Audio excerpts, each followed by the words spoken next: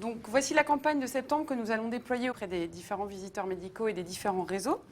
Mon métier aujourd'hui, c'est d'être chef de produit dans l'industrie pharmaceutique. Je gère la stratégie et la communication sur un médicament auprès de médecins avec l'aide des forces de vente, donc de délégués médicaux qui vont déployer cette communication sur le terrain.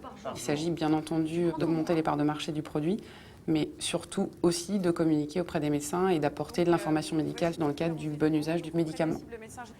Alors la conception d'une campagne promotionnelle, c'est beaucoup d'énergie en général. Ça demande une grosse recherche au niveau médical, donc publication à lire en anglais, information auprès de également la concurrence, puisqu'on évolue aussi dans un environnement concurrentiel. Et donc il faut intégrer tout ça et ensuite mettre ça en musique pour concevoir ce qu'on appelle les aides de visite qui vont permettre aux délégués médicaux de délivrer l'information aux médecins.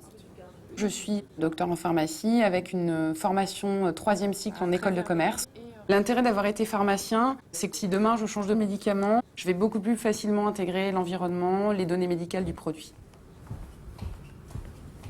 Un chef de produit seul aujourd'hui, c'est absolument inconcevable. Je travaille avec une équipe, donc que ce soit au niveau médical, réglementaire, juridique.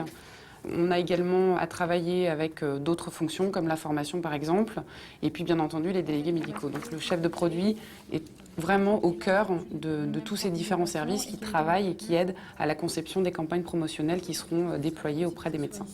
D'accord. Et donc, ce qui concerne cette étude ici, en fait... Pour être un bon chef de produit, il faut être disponible pour les gens du terrain qui sont finalement seuls face aux médecins. Être diplomate aussi, c'est important, puisqu'il faut pouvoir intégrer les contraintes de chacun. Il faut être volontaire, je pense, parce qu'on a aussi pour rôle d'emmener les gens avec soi.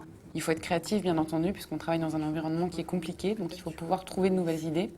Et puis, il faut être très organisé, puisque chaque journée est différente et elles se déroulent rarement comme elles sont prévues dans l'agenda au départ. Donc c'est vrai qu'il faut être organisé et adaptable. Vous m'entendez là? Ouais, oui, c'est bon. Ouais, donc il y a eu des énormes problèmes dans les DA qui ont été battus, etc. Après avoir été chef de produit, on peut être responsable marketing, donc manager des chefs de produit.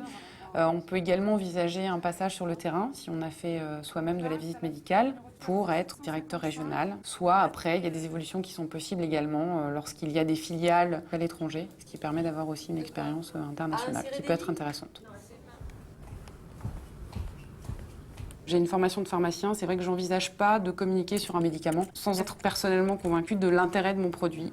Je travaille et j'essaie de développer des outils qui vont permettre de former et d'informer les médecins et en bout de chaîne finalement de mieux prendre en charge les patients. Donc c'est vrai qu'au-delà des objectifs commerciaux, je peux le soir en rentrant chez moi me dire que la communication que j'ai développée va peut-être servir à optimiser la prise en charge des patients, à faciliter leur quotidien et pourquoi pas sauver des vies.